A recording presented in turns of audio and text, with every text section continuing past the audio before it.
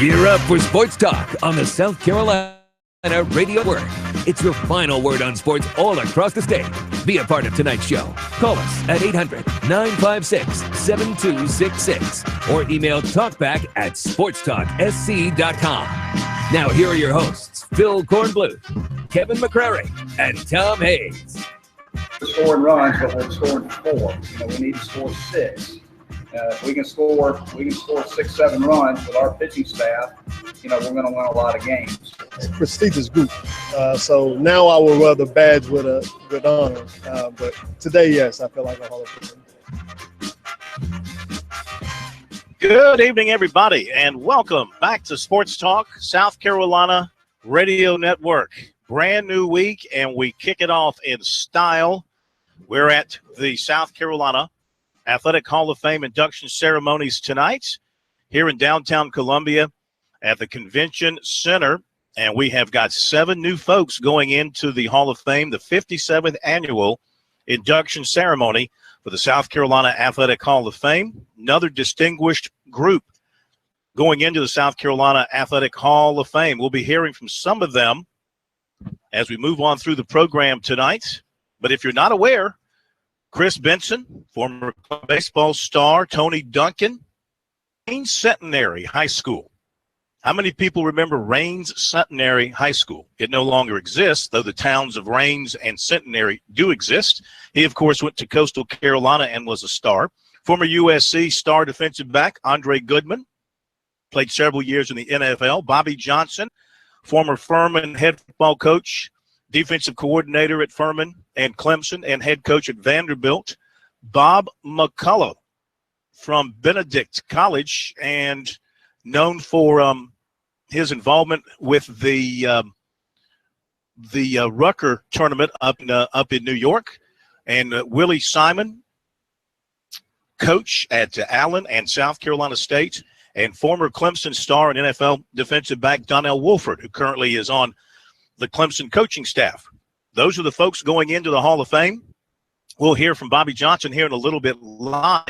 And earlier today, I did interviews with Chris Benson and with the Donnell Wolford and with Andre Goodman. We'll bring those to you as we go through the program. Phil Kornbluth here at the Convention Center, cross town, Main Street, the Professor Tom Hayes and K-Mac, Kevin McCrary. Also, we have Jarmart, Jared Rogers Martin, once again behind the bulletproof glass for you tonight. So it's going to be a great week here on Sports Talk tonight. We got a lot of talk about baseball over the weekend. Boy, things went really badly for Clemson and for USC over the weekend, and now we hit the last week of the regular season, and the tournaments begin next week. We'll talk about all that. We've got a Game 7 tonight in the NBA, Boston and Washington in Boston. Now, I wasn't with you Friday nights, and I know K-Mac and Pro did a great job handling things. Even they don't know where I went on Friday. K-Mac, you don't know where I went on Friday, do you? No. Yeah. Wasn't aware that I was supposed to be worried about where you were. Frankly, Scarlett. Well, I didn't say worried or that you gave a damn, but it's biker week in Myrtle Beach, so I gassed up and greased up the Sports Talk moped, and I was down for a moped is a motorcycle, so I took the Sports Talk moped down to the beach and participated in various activities related to biker week, burnouts, hanging out with the chicks, things of that nature, things that bikers like to do. So that's where I was on Friday, in case you're wondering. Okay, so good to know. It's good to know that the gendarmes around Myrtle Beach weren't out the other day. You ever been to Suck Bang Blow, K-Mac? I have not. Have you ever heard of Suck Bang Blow? I have heard of it. I've just never had the urge to go in there for whatever reason, believe it or not. Yeah, biker bar. You go in there, you can do burnouts and things of that nature. I'm not sure it's still open, but went there a few years ago to watch these guys demonstrate the sport of burnouts on your motorcycles. It's pretty loud and pretty smelly. Anyway, the game, kind of like everybody's been fretting about South Carolina baseball, been fretting about it, and justifiably so. But, things haven't gone up to snuff here for Clemson lately after being swept by Louisville, previously being swept by North Carolina, losing 2 out of 3 to Florida State. Tigers are sinking in the ACC Atlantic, much like the Gamecocks have been sunk in the SEC East. Yeah, the Gamecocks are sunk. Their season's sunk at the point, the way they lost, the way they've been losing. Clemson at least has a chance to judge itself. They might be sunk in a top 8 national seed unless they finish strong, but they should be hosting and have a chance to put it together and get back on track. But the time for getting back on track for South Carolina might have. They may need to go 4 this week and win 2 or 3 games at the SEC tournament just to have a chance to get in as a road team in a regional as a 2 or 3 seed. They're in big trouble, Corn. Well, the key point is for Clemson, Corn, they're a victim of the schedule. If you just sprinkle out Florida State and Louisville and North Carolina, we'd be talking about a team that's a tremendous, talented team playing well, but they lost to some of the big boys. But you put them all back on the back end of the schedule, and it hit Clemson hard. But I still think they have a tremendous baseball team. For South Carolina, it's Groundhog Day. When it gets to the 7th, 8th, 9th inning, they're ready to show you how can we kind of blow this one. Yeah, I hear the updated numbers on South Carolina from that standpoint, courtesy of Andrew Kiddick, the USC baseball SID. USC has lost 4 games, only 4 games this year by 4 or more runs. They are 16-17 in games decided by 3 runs or less. 19 of 27 SEC games have been decided by 3 runs or less. And the Gamecocks in those games, here's your season in 3 numbers: 6-13, 6-13 in those games. The close games have not been kind to South Carolina. But then again, when you're in close games, you got no one to blame but yourself. If you need to find a way, they get a bunt down, you got to get a key hit. You can't make an error in a critical situation, things that have plagued the Gamecocks all season, along with injuries. It's just been the perfect storm of negativity for the USC baseball team. One of the great, maybe the greatest underachieving team in college baseball in Division I this season. I don't think there's any question about it. They've done less with more than any team in the country. And that's going to happen. Ask LSU. Well, here's a stat for you. The Gamecocks, and this is from Matt Connolly at the State newspaper, tweeted this out earlier today. The Gamecocks last season were 43-1 when leading after 7 innings. This year, they're 26-7. 7 losses when they're leading entering the 8th inning. The Gamecocks had 6 combined the previous 3 years. Yeah. That's just, and they have the best closer going into the season, the best closer in college baseball. I know Tyler Johnson was hurt for a while, but he hasn't been the same since he's been back. And why they're still putting him in those situations, not exactly sure. There were some goofy things that went down in that game yesterday, Corn. I was traveling, but listening to it. You have a 3-1 count with your number 2 hitter, Jonah Bride, one of your best hitters on the team, and he attempts a bunt with 2 on and nobody out in a 3-1 count, and he pops it up. They've been doing things like that all year at the end of games and finding new ways to lose each week. Well, I mean, you certainly how many out? There were less than 2 outs, right? There were no outs, 0. There was nobody out, and so he's trying.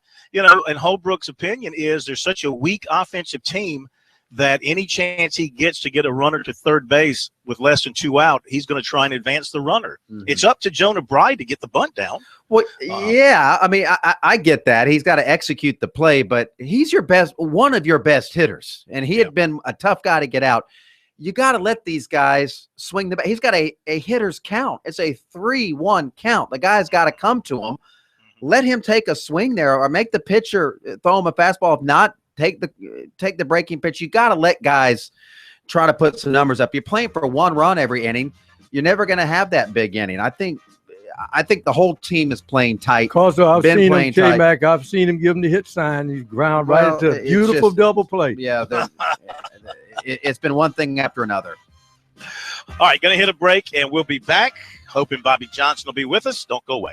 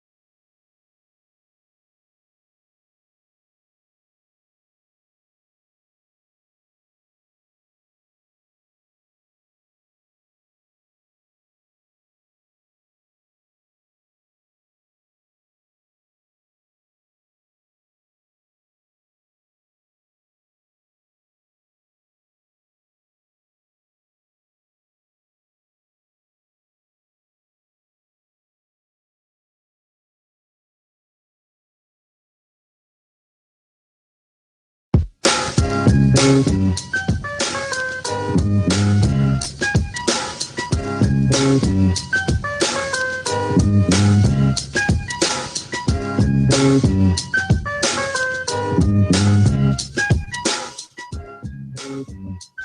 back in Sports Talk, South Carolina Radio Network, here on a Monday night from the South Carolina Athletic Hall of Fame induction ceremonies. Things will get underway here at 6:30 at the Convention Center in downtown Columbia. It is a buzz of activity. This might be the largest crowd I've ever seen here because the parking was – typically you can pull in, grab a parking spot in the parking lot, and you're all good. It was full up. I had to park down the street. Even when I told them I was Julian Gibbons. And they said, who? And they sent me on down the street. So we are we are joined here. We're joined by Bobby Johnson, one of the folks going into the Hall of Fame, well known here in South Carolina, of course, as a former player at Clemson, assistant coach at Clemson, head coach at Furman, head coach at Vanderbilt, and now a proud Charleston resident. That's me. You got it all. And Hall of Famer. Well, come on. Not yet. Give it up to yourself. I'm hoping they don't have the wrong envelope up there like they did in the Oscars and just sit me back down. You're in the magazine. Oh, I'm in the magazine? You're all right. magazine? Okay, yeah. Great. Well, congratulations. Thank you. It's a great honor. And the great thing about it is in the state of South Carolina, where I've been out here except for 8.5 years when I was at Vanderbilt. Yeah. And I love the state and the fact that this in the South Carolina Hall of Fame makes a big difference. Absolutely. I mean, growing up and playing high school ball, college ball, coaching here before you went to Vanderbilt, of course. And what do you when you reflect on your coaching days in particular, and you coached under some great people, you know, what made you a successful coach both at Furman and at Vanderbilt?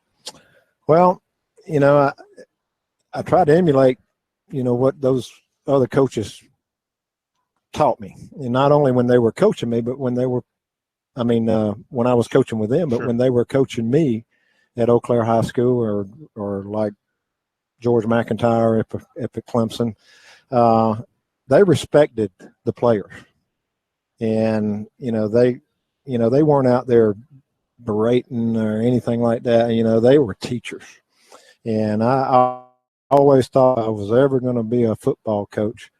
You know, I was going to try to be a teacher like Dick Sheridan and Jimmy Satterfield and Coach Baker. Those guys knew the game and they knew how to get it, and that was the hard thing to do. Right. And you know, if you can do that, you're way ahead of the game. Art Baker is the Godfather. trunk of the tree. Yeah, for all you guys, you're the roots. Tell me now, years away from him, but what was his lasting impression on you, and how did he help you to become what you became? Well, we'll go back to when he first got Eau Claire High School football going. I mean, everybody in the community was behind him. I mean, he was just like the godfather of the world. And, he kept, doing just what I was saying, that he wanted the guys on the team to know that he was going to take care of them. He was going to, work them hard, but he's going to expect them to give their best. And that's what he always talked about, give your best. And then he was not afraid to go out and get really smart assistant coaches and let them work, and that was a great thing. He let Jimmy Satterfield work. He let Dick Sheridan work. He let Les Evans work. And, they really strengthened the program. And, if I always thought, I was thinking the whole time, really, these guys are my heroes. And if I ever get a chance to be a coach, I'm going to be just like them. So, it's just the way they just top-notch people. Yeah. Why did you end your coaching career when you did at Vanderbilt? Well, you got to end it sometimes. I mean, But weren't you still a little young for that? No, I was 61, I think. Yeah. That's, not an early, it wasn't an early part of my life. Right. So I wanted to be able to do things while I was still healthy. And, my wife and I wanted to travel, and we just wanted to be a man and wife for a while instead of a coach and his wife. Coach Sheridan, of course, he had some health issues, Mhm. but he walked away from NC State at a time when he was still going strong. Right. From that standpoint, did you see that? Did that play a No, little bit in your mind? it didn't. No. I just thought it was a good time, a good staff at Vanderbilt who could take it over and not hurt the program. And I felt very good about that. And, there's no easy way to walk away from any job. And that it was tough. Yeah. There's no doubt. We sat around for about 3 weeks and just, what we're going to do, what are we going to do? And we really loved the outcome. And now you're still involved with football. That's because great. You're on the selection committee. That's great. How are you enjoying that? Loved it. Yeah. Love it. And there were some great people on that panel, and they worked really hard at trying to get everything just right. And Do you think y'all got it just right last year? well, yeah, I thought it was a very good outcome, and it's what we thought, and we worked hard at it, so we went with it. Yeah. You're back on it again this year?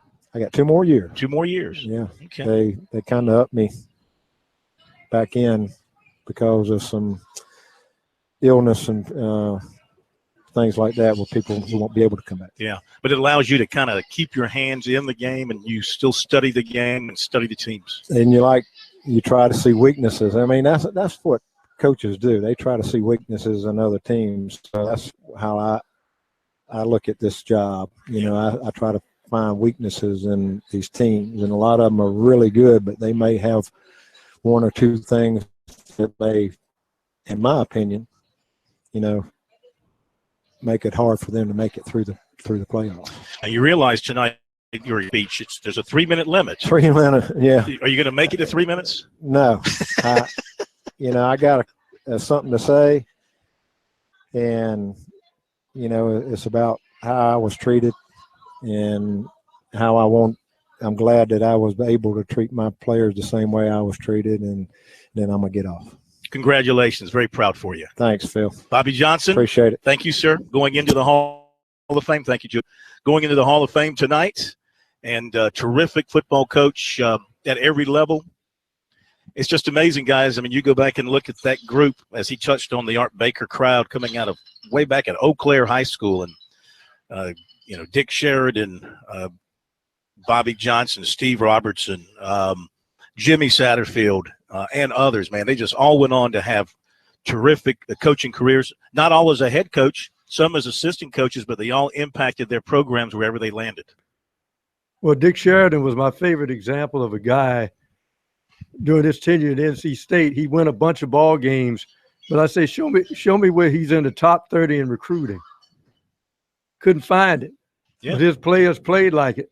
Gosh, boy, what a – and the same thing with Bobby Johnson at Furman and at Vanderbilt came back. I mean, he won a bowl game at Vanderbilt for like the first time in 50-something years there. Yeah, that was a program that had been a doormat in the SEC, and he led them to respectability and really laid a foundation that has Vanderbilt. Even now, Vanderbilt is ahead of where they once were. He set that up. He made Vanderbilt a respectable program. Again, James Franklin took that next step with them and parlayed that into a Penn State. And I know Derek Mason has some work to do, but a program that is still on pretty solid footing because of what happened there under Johnson. All right, coming up after the break, we're going to hear from Will Muschamp. It was SEC Spring Review Conference Call time today. K-Mac was in on that, so we'll hear from Will Muschamp. NCAA Men's Golf Regionals began today. Clemson, in its regional, is in 5th place, 9 shots back of Vanderbilt. USC, in its regional, is in 4th place, 4 shots back of UNLV. College of Charleston, in its regional, is in 7th place, 14 shots back of Texas. We'll give you more details on that a little bit later on. We'll be back from the Hall of Fame induction ceremonies in a moment.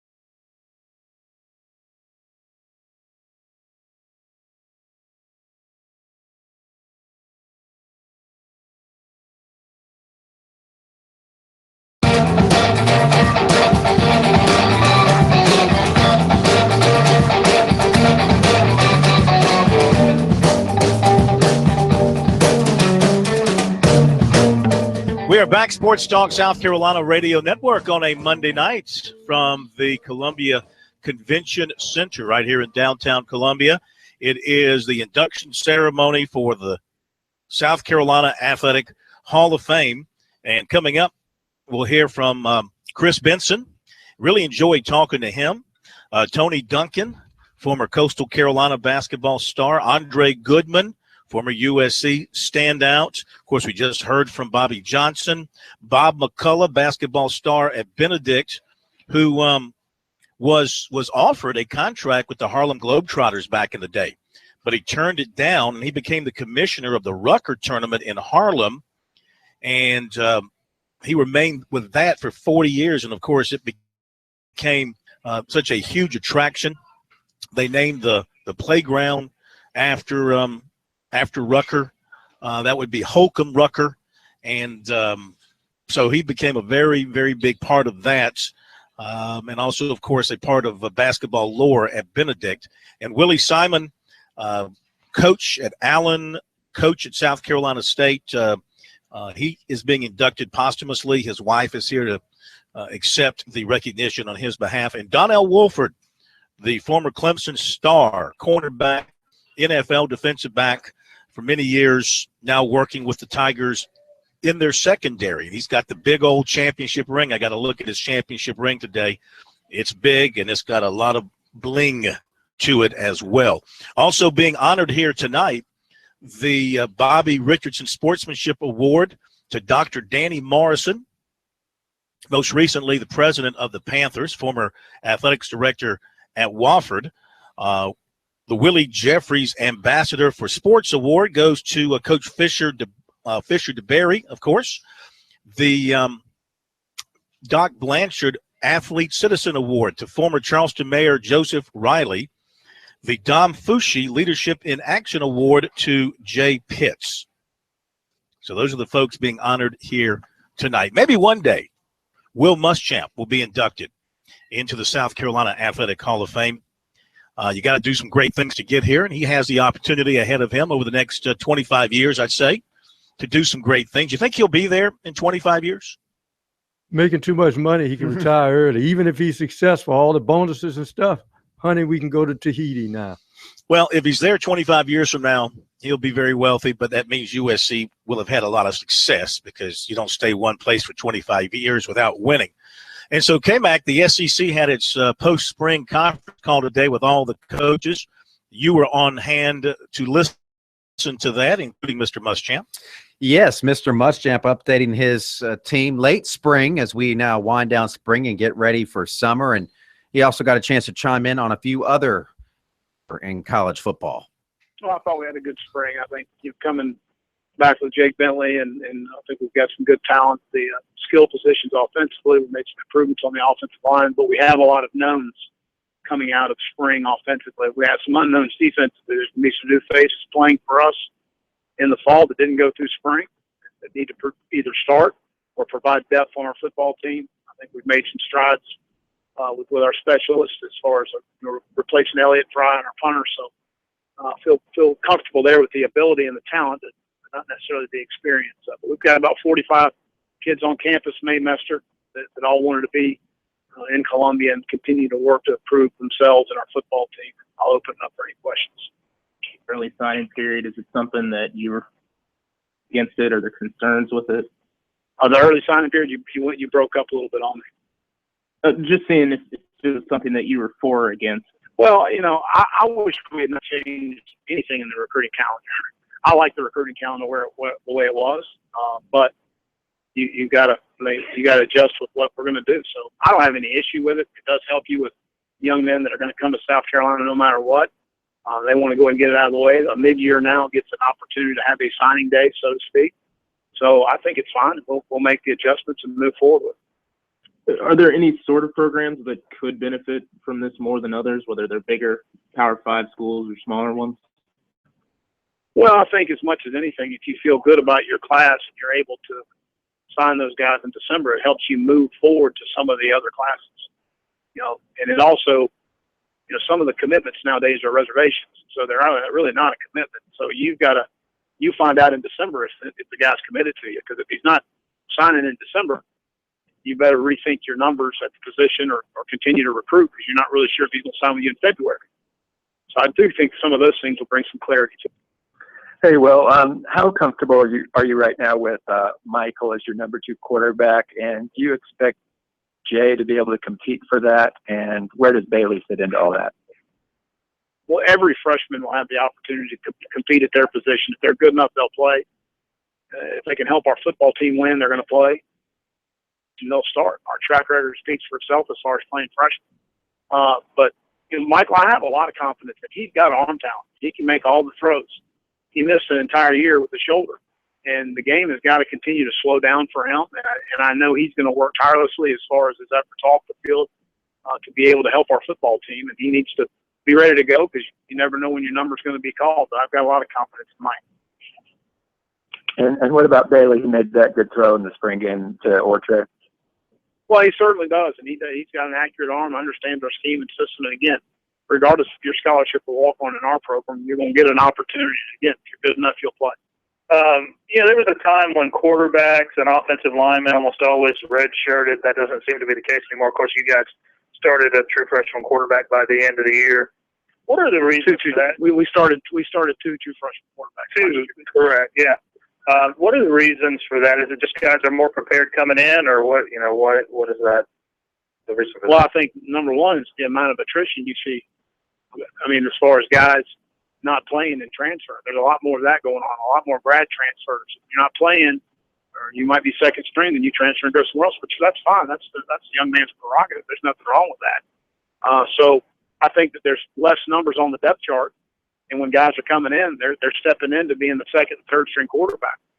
And so I think that's the most obvious reason to me. I do think guys are more prepared now because of all the different things that they're doing in high school. And, they're getting focused a lot more on the throwing game and protections and all the different stuff. And I do think guys are a little bit more prepared maybe than they were 10 years ago when they're walking on a college campus. And with that in mind, the proposal that's out there that would allow a guy to play in 4 games but still redshirt, is that something you're in favor of? Absolutely. I think that'd be a great rule. But why would that redshirt proposal be so beneficial? Well, I think you sort of get in a whether an injury happens or you're thin at a position, a young man may not be totally ready. You may not know till he plays on game day. Now, a lot of times you think, well, this guy's ready to go, and then he gets to game day and doesn't play very well. Maybe he's just not from a maturity standpoint ready. It has nothing to do with his ability. But I think you're able to see some of those things, and from an experience standpoint, I think it just helps overall. Okay, Will Muschamp from the SEC conference call today. So, the theme at USC remains the same. Offense can be pretty doggone good, maybe downright, do I say scary? A little bit on offense with the weaponry they have, if they can get an improved performance by the offensive line. If they can protect Jake Bentley, if he stays upright, he's got a chance to set some records throwing the football at South Carolina. But with the running backs as well, I mean, a defensive coordinator is going to be busy, guys, preparing for South Carolina in 2017. How ironic is it that Will Muschamp, who when he was hired, everybody said, oh, the guy doesn't know anything about offense. People are talking about the offense being scary, and it could be the defense that is a little suspect going into next season. Well, defense is scary too, but for the wrong reason. I mean, if they get any kind of halfway decent defensive play, and listen, Muschamp himself has pointed out here in the offseason that they have issues on defense. They've come out of spring practice not set in a lot of places on defense, and they're going to count on this incoming class. A guy like Jamias Williams, for example, might prance right in there and win a starting job at corner or nickel or someplace and help you out right away, which, you don't want to see a true freshman unless he's just an outright superstar come in and do that. And maybe what Williams is, but they get any kind of decent defensive play, they're going to be a tough out for a lot of teams this year. All right, we'll be back, give you the recruiting report and more on this Monday edition of Sports Talk.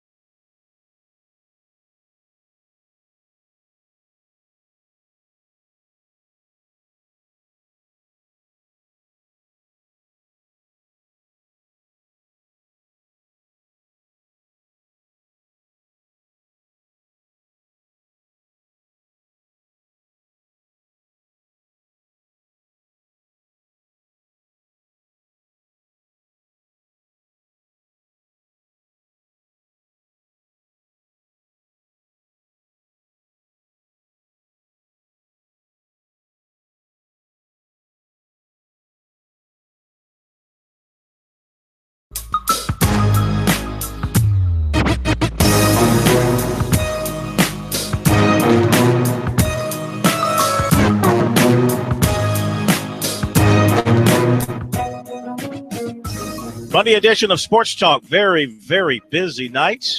Glad that you're with us. Maybe we'll be able to squeeze in some calls a little bit later on. We're just very busy tonight, as we always are when we are here at the Hall of Fame. We've got recruiting coming up for you here shortly. In the next hour, we'll hear from Chris Benson. And, yes, I did I didn't say it by name, guys, but I did allude to Anna Benson and his time back in Major League Baseball when things were a little crazy for Chris Benson and his personal life. Y'all remember that? Mm-hmm. Well, I didn't want to, pry too deeply. That far be it from me to do something like that. Right. But in our interview, we do allude to those days. So you're a TMZ guy now. I get it. Well, I mean, let's face it. He's probably best known for his wife than he is for his Major League Baseball career. Would you agree with that? Anna Benson did have some stories. Some of her outfits to the Christmas parties, I know, didn't go over real well in New York. Some of her quotes in the tabloids didn't go over real well. But Chris Benson was a hell of a pitcher. Yeah, let's not forget, at Clemson and in the bigs. He had a nice career there. So She was definitely a part of his story, though. When he was in New York, especially, you're talking about the tabloid media in New York and Page Six. She was a hit. Didn't she threaten to, let's just say, get real busy with the entire Mets team at one point? There was something about that. Now, she was a former Playboy bunny, too, correct? Wasn't she a Playboy model? I think she was. Entirely possible. Yeah, I mean, she was kind of a celebrity in her own right, and they were a little bit of a power couple there, and a power sports couple for a while when Benson had it rolling. But, yeah. I would disagree, though, that he was known more for that. I think he was known for being a pretty darn good pitcher. Yeah. He just he hurt his shoulder. arm. Yeah, he hurt his shoulder, and that ended his career. I'll just say this, too. I don't know. I think maybe it's his fiance, at least his girlfriend, but maybe his fiance is here with him. And he did not downgrade at all from Anna to his current friend. We'll just we'll leave it at that. Shall we do recruiting before we get into too much trouble? Apparently, Jeter didn't downgrade either.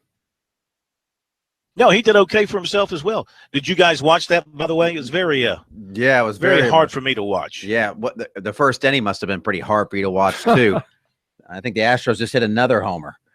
Yeah, the Yankees really followed up that great moment with a terrific performance. Houston has just had the Yankees' number here. They've had everybody's number. They're the best team in baseball right now. Yeah, they're red hot. Okay, let me jump into recruiting here. I've been trying to kill a little time while I finish putting some things in here. So here we go with the recruiting report for tonight. It is loaded up with a lot of good stuff. We'll begin with some basketball. It was busy at USC over the weekend. 6'5", Wright State grad transfer Mark Allstork was at USC over the weekend, wrapped it up yesterday, went back home to Dayton, and then left Dayton today for his official visit to LSU. He's also been to Georgetown, Pitt, and Illinois. He's going to make his decision on the 20th, and he said Frank Martin was with him over the weekend and learned a lot more about Frank Martin, learned his approach to people and coaching and all that. He said they're not pressuring him, didn't make him feel nervous or anything like that, just showed him where they have a need at the big guard spot with Thornwell leaving, and they think he can step right in. And he says that he can play inside, outside, handle the ball a little better, play through ball screens, through down screens, and hit the three ball as well. So he's just going to make his decision known on the 20th. He'll tell the school on the 19th or maybe the morning of the 20th. Now, today, shooting guard Monty Boykins from LaSalle announced that he's transferring to Pittsburgh. I tweeted out, without really knowing anything factually, just my own opinion. Yeah, that's how you roll. Should knock the Panthers out to the running for USC, target Mark Allstork, since they both play the same position. They're both big guards. However, I got a tweet from a reporter who covers Pittsburgh who said, no, Allstork remains a prime target for Pittsburgh. So he believes that Pittsburgh is still very much in the hunt for Allstork. 6'8" Jake Forrester of Norristown, Pennsylvania, spent about 90 minutes at USC unofficially yesterday, where he met with the assistant coaches. Frank Martin was not on hand for his visit. He still nonetheless got an in-depth initiation into the program. Loved the facilities. The weight program, he said, was good. The dorms, the campus. He averaged 13 in last season. He also holds offers from Penn State, Arizona State, Indiana, Virginia Tech, Miami, Minnesota, Pitt, Seton Hall, Kansas State, and others. He also visited Virginia Tech yesterday. He's also been to Penn State, Temple, and he plans to take several more visits this summer. He named Miami, Indiana, and Virginia as three possibilities. He plans to sign in November and take his official visits before doing so. And he said Sunday's visit improved USC's chances getting one of those visits. Now, football. Power 5 conference offer to quarterback Tyler Shuck of Chandler, Arizona, of course. But since then, it's been piling on. Michigan, Missouri, Washington State, Alabama, Georgia, Oregon State, Louisville, Florida State. But South Carolina, according to Shuck, remains very viable for him. He was at Michigan this past Saturday, spent a lot of time with Jim Harbaugh. Of course, very impressed with Harbaugh and everything he has to sell, everything Michigan has to sell, the track record of Harbaugh with coaching quarterbacks, his NFL history, all that very impressive to him. He will visit Indiana Saturday and will take more visits this summer. Florida State and Cal, two possibilities. USC QB coach Kurt Roper was out to watch Shuck throw recently. They talk 2 to 3 times a week, and they have built a good relationship. And he says he feels very good about the relationship he has built with USC. Roper is going back out to see him, he thinks, this week. With the Gamecocks, he has Michigan, Indiana, Florida State, and Cal high up on his list. He plans a decision this summer. Gaffney receiver Dennis Smith, one of the state's top prospects this year, last night announced a commitment to Duke. Big recruiting victory in the Palmetto State for the Blue Devils because Smith had USC and Clemson offers and I believe was a take for both. He was also getting a strong push from Florida State. Clemson offered 2018 wide receiver Kevin Austin Jr. of Coconut Creek, Florida. He's announced a top 4 of Miami, Tennessee, Duke, and Notre Dame. He did that at the end of April. USC target linebacker Andrew Johnson of Tifton, Georgia, was offered by NC State. Ben Lippen quarterback Kyle Wright offered by Appalachian. USC offered 2020 defensive lineman Alex Huntley of Hammond. Running back Master Teague III of Murfreesboro, Tennessee, was offered by Virginia Tech. He has a USC offer and interest from Clemson. USC offered 2019 defensive end Curtis Fan Jr. of Twin City, Georgia. Defensive end Taylor Upshaw of Bradenton, Florida, was offered by Clemson. His brother's a walk-on linebacker with the Tigers. Clemson's in the top 10 with 2019 linebacker Owen Pepo, and he is from Loganville, Georgia. The other teams in his top 10 are, as soon as I get the thing to open up here. Okay, Mike, do you know the top 10 for Owen Pepo? Oh, I don't. Florida. Oh, yeah. Tennessee, LSU, Ohio State, Florida State, Georgia, Nebraska, Alabama, and Auburn. I believe that's everybody in his top 10. Hopefully that's 10. Baseball, 2020 lefty Caden Grice of Riverside committed to Clemson. 2020 shortstop Jalen Vasquez of Fort Dorchester committed to USC. 2019 catcher Jonathan French of Lilburn, Georgia, committed to Clemson. I have to correct an error you made Friday night, K-Mac.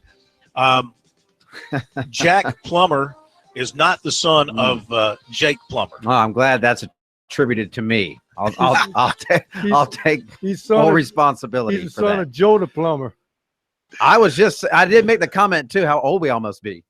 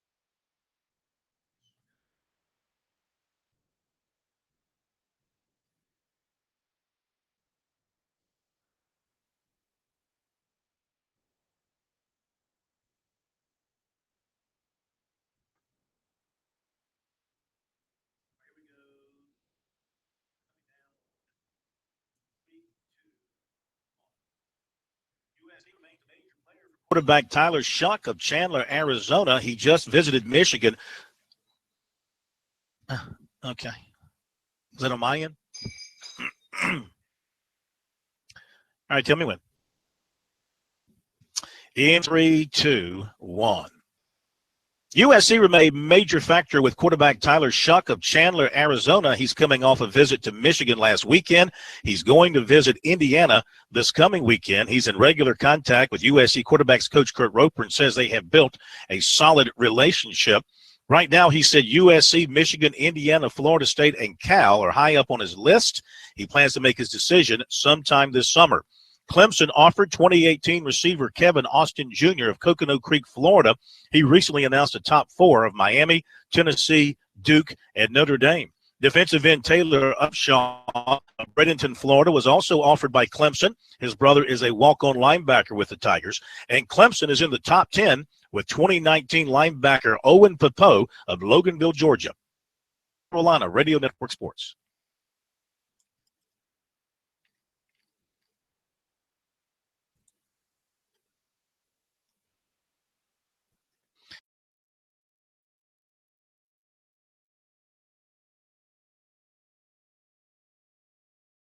Georgia. Phil Kornblut, South Carolina Radio Network Sports. Tennessee.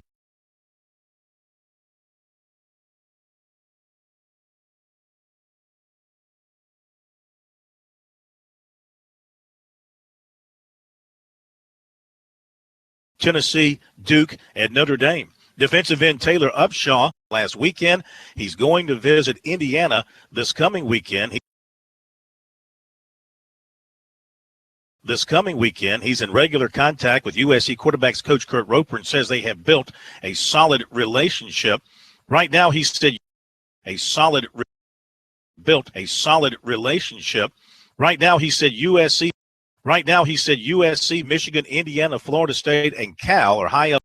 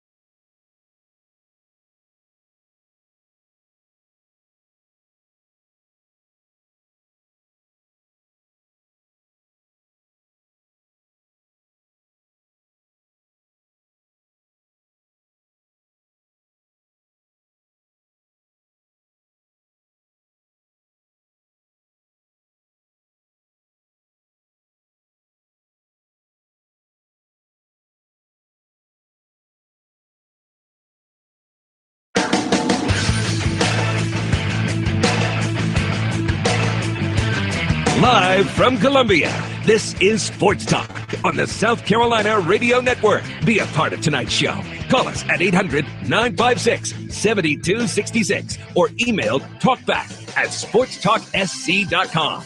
Now, here are your hosts for Sports Talk, Phil Kornbluth, Kevin McCrary, and Tom Hayes.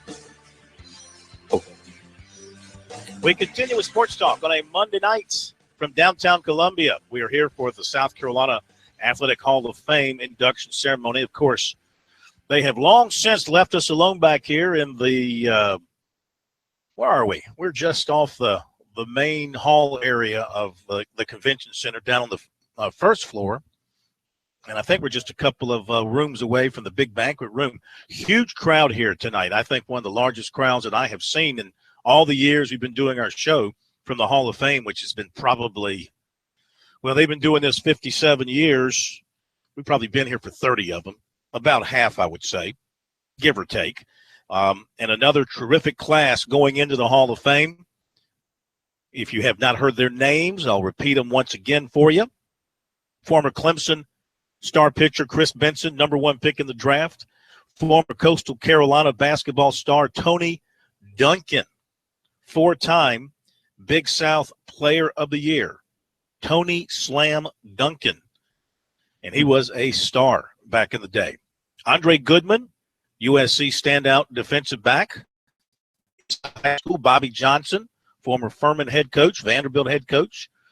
Clemson defensive coordinator, Furman defensive coordinator. Bob McCullough, basketball star at Benedict College. Willie Simon, former coach, also at South Carolina State, won a national championship in women's basketball. And Donnell Wolford, what a player he was at Clemson. Came out of Fayetteville, North Carolina before coming to Clemson. He was a terrific shutdown corner and punt returner. Nobody threw the ball. It's Donnell Wolford back when he played for the Tigers. Tigers won 4 ACC championships in his 4 years there. He averaged 15 yards per punt return. He was a 2-time All-American, consensus first-team All-American in 1988, his senior year. He went on to the NFL draft, first-round pick of the Bears. He had 36 interceptions in his NFL career. That's quite a number in NFL football because that was back in the day. I guess maybe the defenders had a little more leeway than they do now, but still 36 picks is a tremendous number for a defensive back.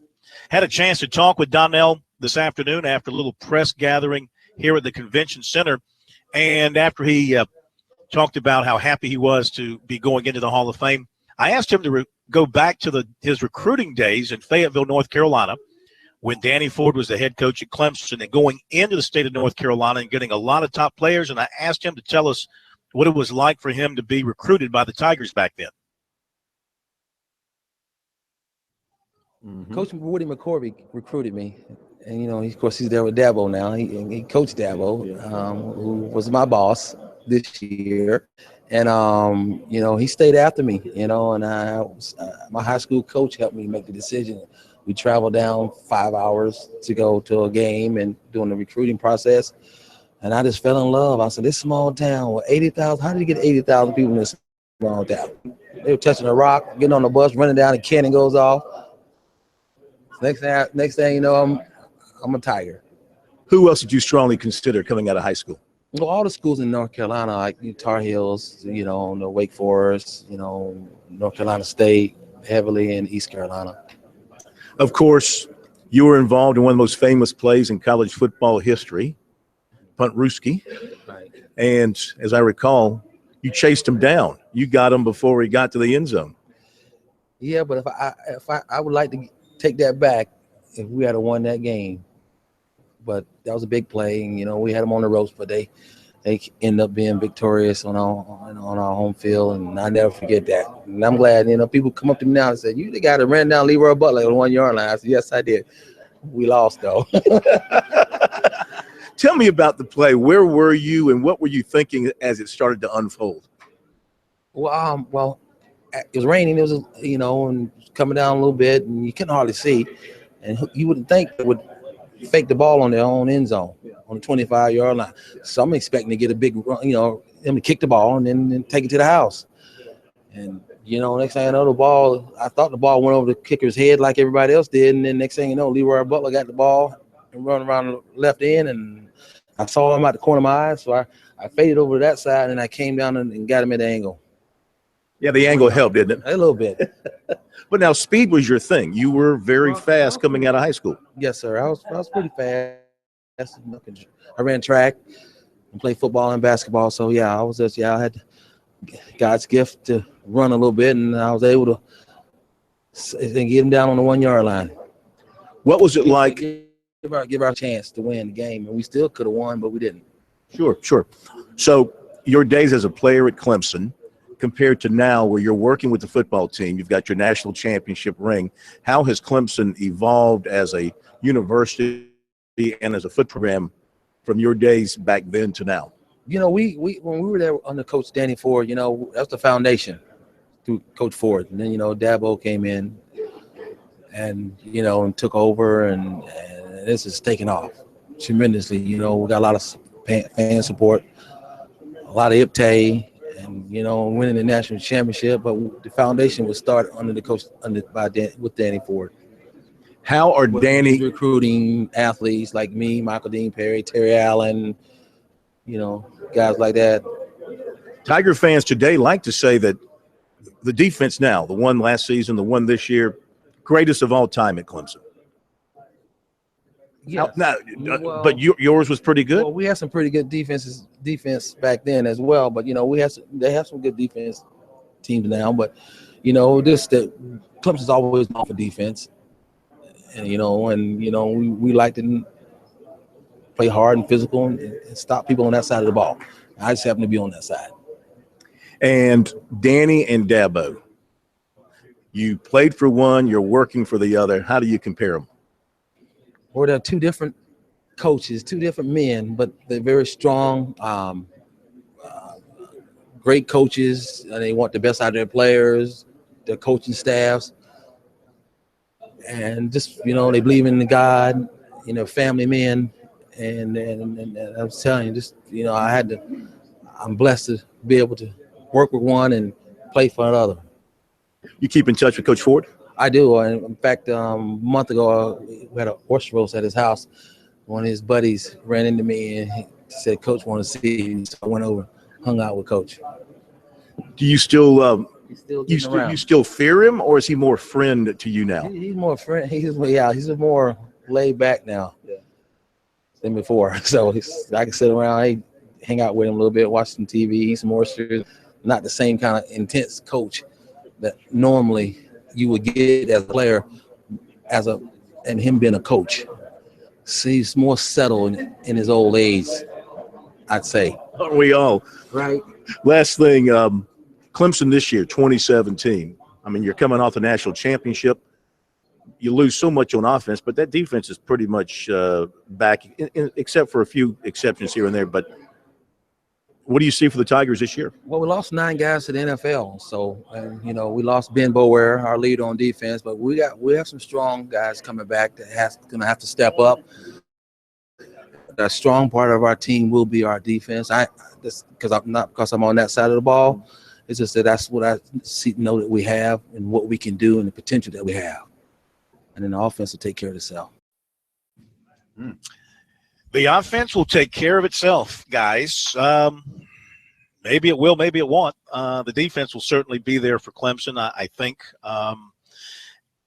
It's just nice to see a case here where a guy like Donnell Wolford and just like Andre Goodman, a couple of guys went through their respective college programs, did their NFL thing, and now they've come back home to their schools and are contributing, one on the field. Well, actually, I guess one is kind of on the field because Donnell's assisting the secondary and working with those guys while Andre Goodman's more of a front office guy. But it's just nice to see that these guys can come back home and contribute and give back to the programs that gave them so much. As Donnell Wolford, we will hear from Andre Goodman coming up after the break right here on Sports Talk from the Hall of Fame.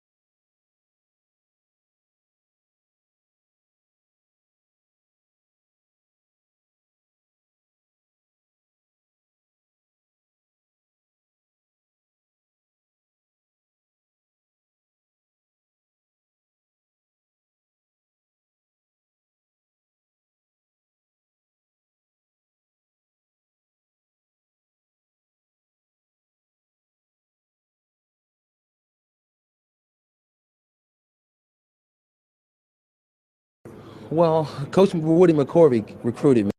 USC remains a major factor with quarterback Tyler Shuck of Chandler.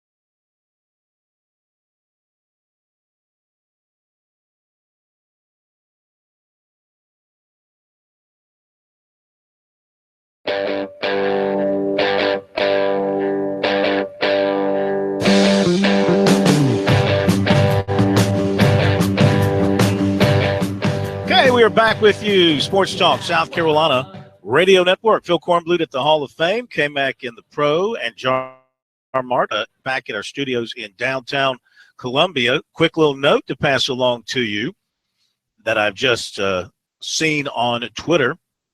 This by John Rothstein, CBSSports.com, is saying that UNCW transfer C.J. Bryce is going to visit USC tomorrow.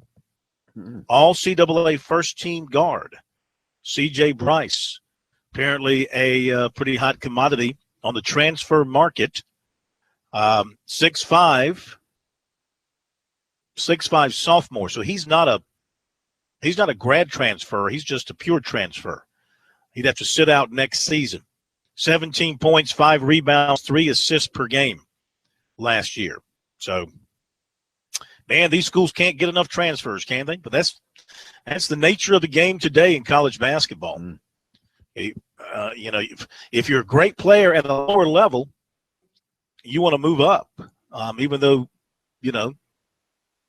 well, I guess you feel like you've proven yourself. Clemson's still involved with the transfer from Nebraska, who may be taking a visit there later on this month. So round and round it goes from that standpoint. Just a moment, we're going to hear from Andre Goodman. I do want to mention this. I said tonight, Game 7, Boston and Washington in Boston, Game 7, Eastern Conference semifinals. The winner moves on to play Cleveland. Tomorrow night, big night for K-Mac.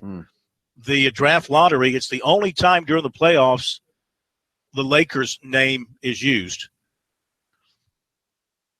Is that the best you got? That's good. That was a good one. That's it's the the best only you got. time in the playoffs you hear the name Lakers because they're not obviously playing in the playoffs. And so, well, I hope you hear the name Lakers in the first 3 picks. Otherwise, you won't hear the name Lakers in the first round when they're drafting people. He's going to have the number 1 pick, don't you? Yes, I do. We're a dynasty. We're a dynasty unfolding before your very eyes. Yeah, they get away with robbing people. The Lakers, they had the trade for Chris Paul, and the NBA says no fair.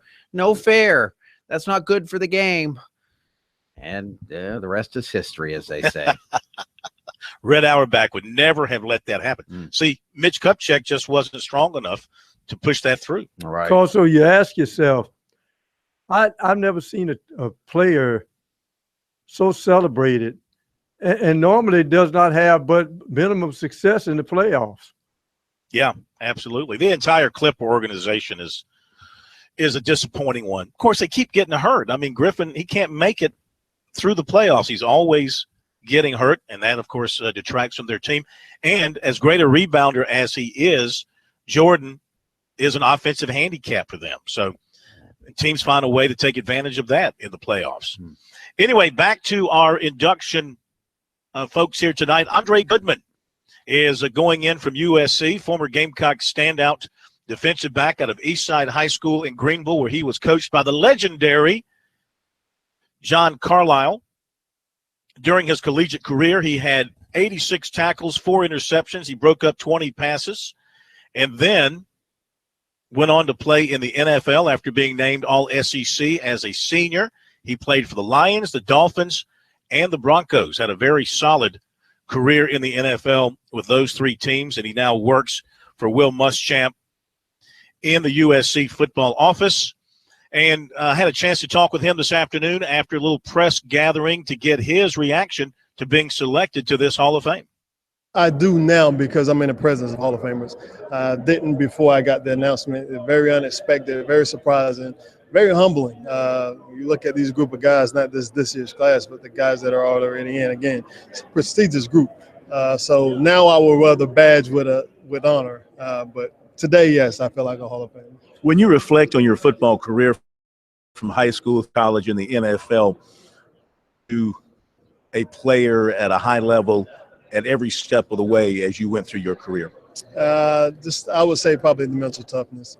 The athletic ability was God-given, but the intangibles in terms of the deadline and never getting comfortable, every day having the sense of urgency, and every day the sense to compete.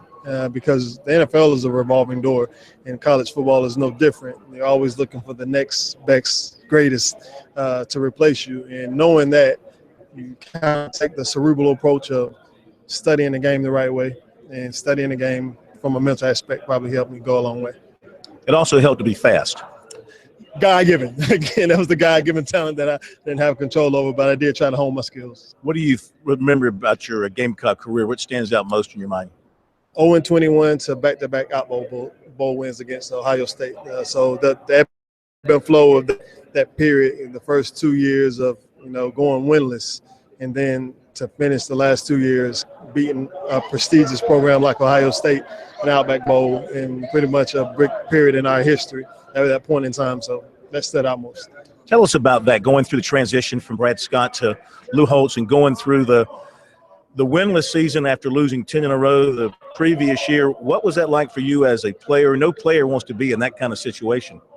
Well, I think you start to understand what your mental makeup is, but also your character and what kind of integrity you have, because it's easy to compete when you're on top. It's a little harder when you're trying to build something from scratch, and that's what it felt like when you lose 21 games in a row.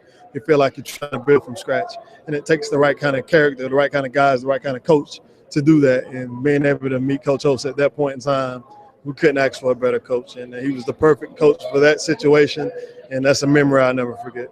Yeah, he was still kind of on top of his game there, and the turnaround was incredible. What do you remember about your first meetings with him and your first interaction with him? What was your impression? nothing was direct. Everything was subliminal in terms of when he's trying to figure out a player, he's not going to put it right in front of you. He's going to kind of dabble with this and that to see if you can read the bigger picture. And understanding if you could read the bigger picture, he could trust you with those small details. It allowed him to trust you with a lot. And he only wanted to deal with players he could trust. So gaining his trust was huge. And once you realize he trusted you, it made you want to play harder for him. So The motivating side of Lou Holtz, what was it like in the locker room going into a ball game? I mean, was he all fire and brimstone as we are led to believe? Unprecedented. And yes, and he always held it up to the last minute because you always expected it, but it was like, okay, is this the meeting that he's going to let it all out? And then it came in and he didn't say anything. And then right before the game, it came out and it's like, oh my God, like, where does it come from? It was mystical and everybody used that word a lot. And it's like, okay, magic was not. But when you're in the locker room with him, it feels that way. It really does. And it's hard to explain because if I'm on the outside and somebody tells me that, I'm saying baloney. But when you're in it, it feels mystical. And that's the kind of guy he was. With USC, you're working for Will Muschamp, director of football operations or player personnel, something along those lines. You're hands-on with the football team. How is that for you? How is it working for Muschamp? I think, again, for the time, he's the perfect coach for us because he's preaching so much urgency. And, I mean, if nothing else, ownership of being accountable to one another, but their recruiting is amazing. They're very tenacious in the way they grow out the players. And also, he has such a fire inside of him that when you come out to practice, you know you're not coming out to go through the motions. And these kids need to understand that. What are your expectations for this year? Always high. This is kind of how it is. I will never go in saying, at the end of the day, whatever we can get, but except no, they're high. And that just means competing for the East and winning the state. And I think that's the same thing you're here from Coach. It's not my job to diagnose and give the state of the team, obviously. But I think if something he would approve of me saying is to win the East and win the state. Andre Goodman going into the South Carolina Athletic Hall of Fame tonight. As we spoke to him earlier today here in Columbia. We'll be back. More Sports Talk in a moment.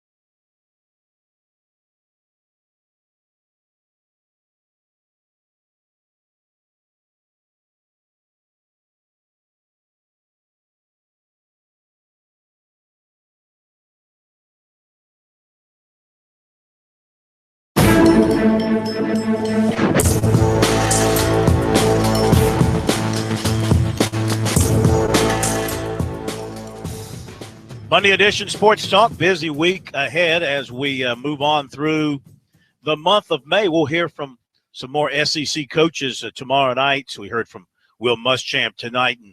And tomorrow night we'll bring you some comments from Kirby Smart at Georgia, maybe a little Jim McElwain from Florida, maybe some others. K-Mac, anybody else say anything interesting enough to listen to? Where'd he go? He's You right can't here. just walk out of the studio. Sorry. Did he pass out? Did you pass out? Almost. My goodness, it's hot in the studio today. Whew, okay, I'm sorry, Corn. I'm back in my seat. I was just asking about SEC coaches and who else we might hear from tomorrow. I haven't thought about it. You know how these SEC spring conference calls are. It was a lot of the same question. Coach, what do you think about this new signing period in December? Yeah. What do you think about freshmen that could play 4 games and not lose their eligibility?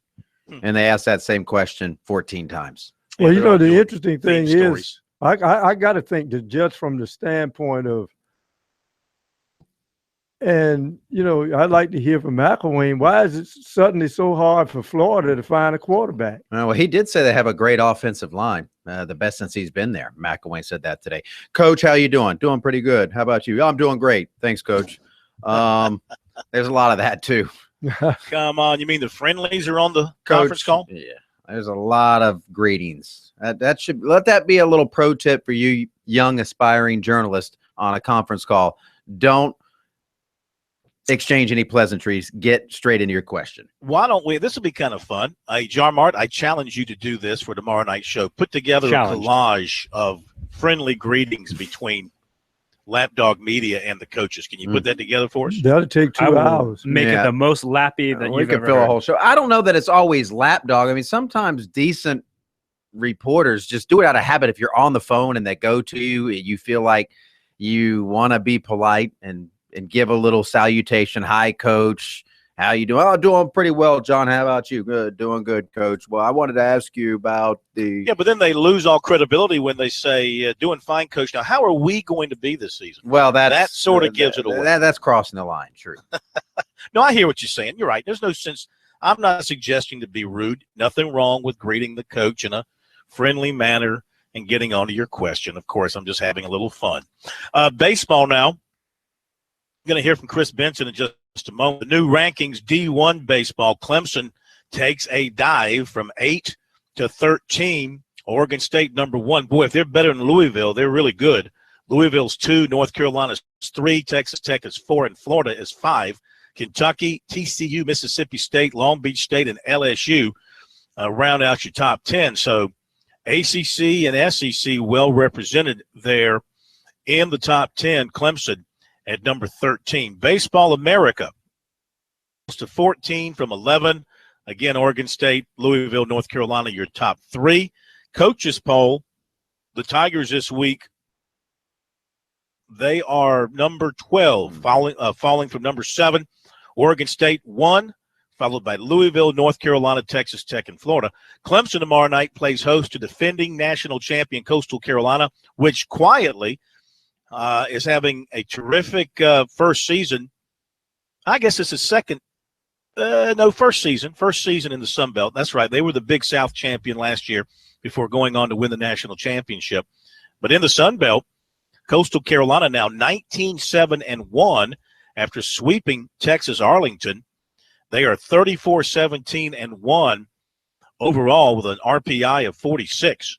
They'll play at Clemson tomorrow night. That's an important RPI game for both teams. USC tomorrow night closing out the regular season, the non-SEC part of the regular season at home against Upstate.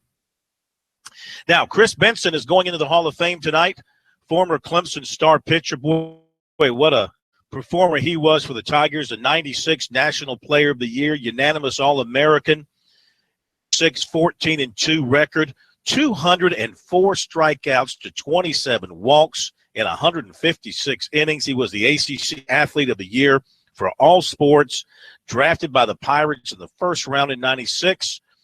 He spent basically 11 years in the bigs with the Pirates, the Mets, the Orioles, the Rangers, and the Diamondbacks. He won 70 major league games. He started 200 contests, struck out 806, and then he had some shoulder issues, arm issues that shut down his career. Had a chance to talk with him earlier today and got his reaction to going into the Hall.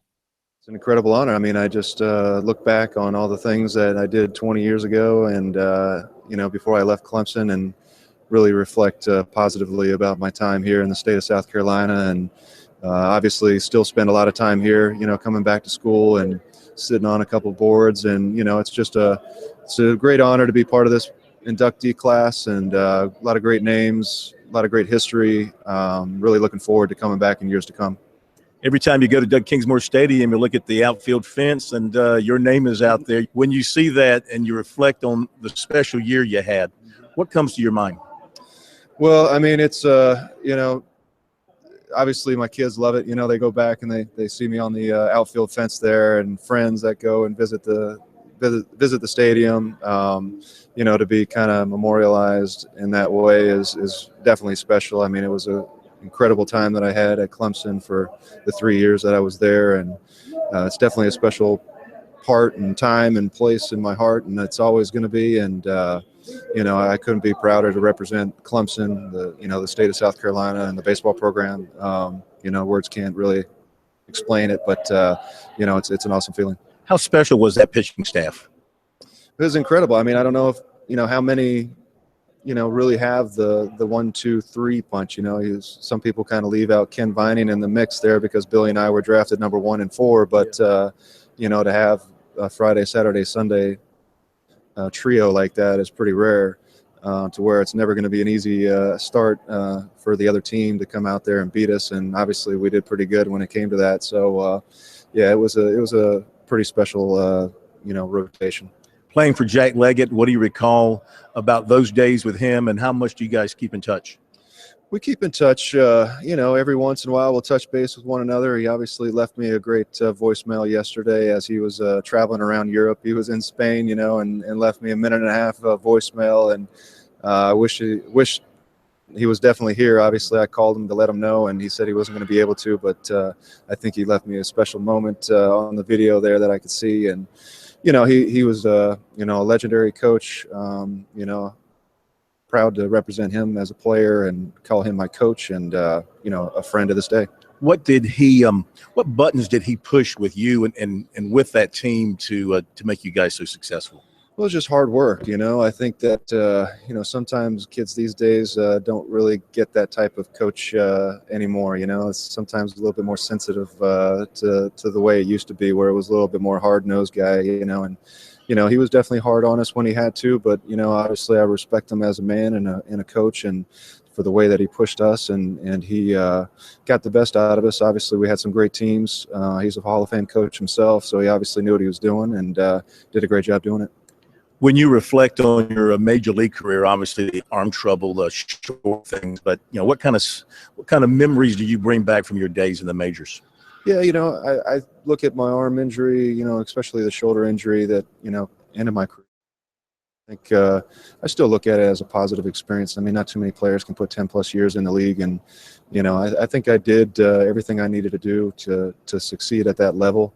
Making adjustments along the way if my velocity came down because of certain injuries or whatever I had to do to stick around. It was and have success. It was a great time. I mean, I wouldn't have traded it for anything. Some guys get a cup of coffee and they're gone, and so to have an opportunity to play pro baseball for over 13 years and 10 of those in the big leagues, can't replace it. All right, Chris Benson. Boy, what a stamp. Boy, what a pitching staff. That Billy Koch, Chris Benson, Ken Vining all went to the majors. Koch, of course, became a fantastic closer, and that was a great Clemson baseball team back there in '96 and the likes with Jack Leggett at the helm there for the Tigers. Too bad Coach Leggett's not here. He's vacationing in Europe, as you heard Chris say. All right, we'll be back. If you want to throw a quick comment or question at us, we can do it after the break. 800-956-7 726. Back in a moment.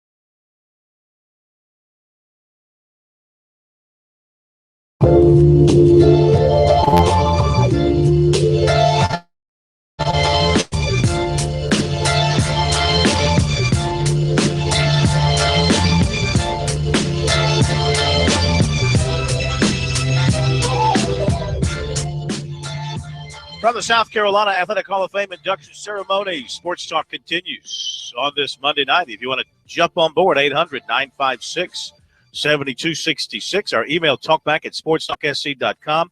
On Twitter, use the hashtag SportsTalkSC. Got a, I think, electric poll question of the week. Who is the state athlete of the year? Now that schools are out, all the seasons are done for the most part. Who is the state athlete of the year? I nominated 3. in alphabetical order, last name, Sindarius Thornwell, Deshaun Watson, Aja Wilson. If you haven't voted yet, do so. A lot of people have, and right now, Deshaun Watson is your leading vote getter at 36%, Aja Wilson at 34%, Sindarius Thornwell at 29%. I mean, I could have thrown Mike Williams in there. I could have thrown P.J. Dozier, Atlanta Coates. I did not include Coastal Carolina baseball because that was last academic year, technically speaking. We're talking about for this academic year. That's why, none of those folks were mentioned. So what do you think, guys? Well, who would you vote for? Well, it's tough, but I will say about the three choices, probably the best three choices you've made in some time. And the reason I say that is this. Those are the three people on their respective teams that if you were a teammate and they looked at you, you will not fail. I'll give an example. In New York, when they were playing Florida, and Sindarius Thornwell dribbled into a crowd, into the lane, spotted Kosar at the free throw line. There was no way in the world he was going to miss that shot. Yeah. Because he said, Thornwell threw me the ball. I got to hit this shot.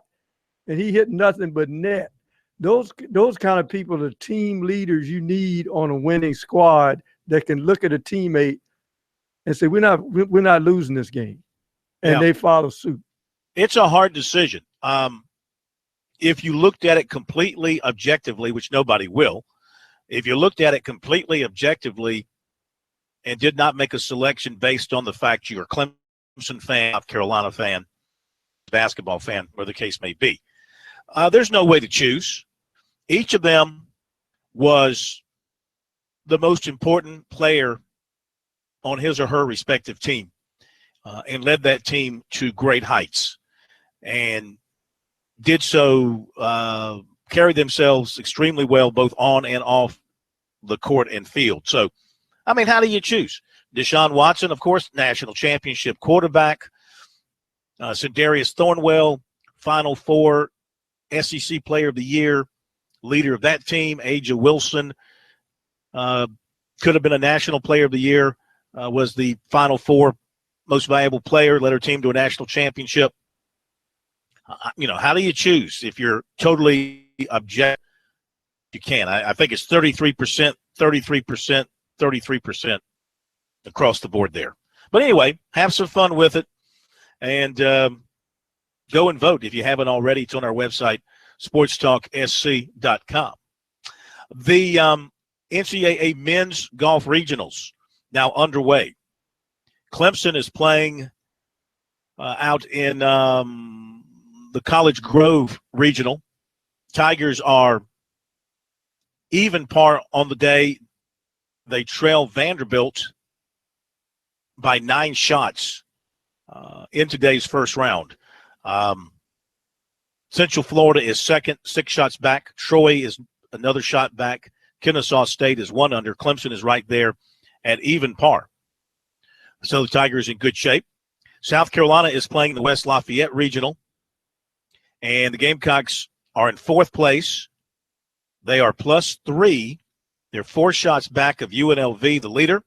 Illinois and New Mexico are tied for second at even par. College of Charleston also in the tournament as a team, playing in the Austin Regional out in Texas. Cougars 7 over for their round, 14 back of the leader, Texas, which is 7 under. Finally, something Texas is good at, Pro. Let's get the Longhorn Network over there to televise this thing so that the Longhorns will go down the toilet. Because everything that shows with Texas goes bad. Texas 7 under. Oklahoma State is 3 over. So that's the top of that leaderboard. And I believe I have hit on all the state teams that are playing in the men's tournament. And, of course, we've got the women's NCAA finals coming up here soon with South Carolina, Clemson, and Furman all involved with that. Wanted to take a closer look at the days here for each of the teams. If I can pull this up here very quickly and see how everybody is doing overall. Clemson playing out in Tennessee, College Grove, Tennessee, and this is giving me way too much information. Gosh. Let's see. Give me a second here. K-Mac, quit complaining. Nice work here. This is a very seamless transition. Great. There we go.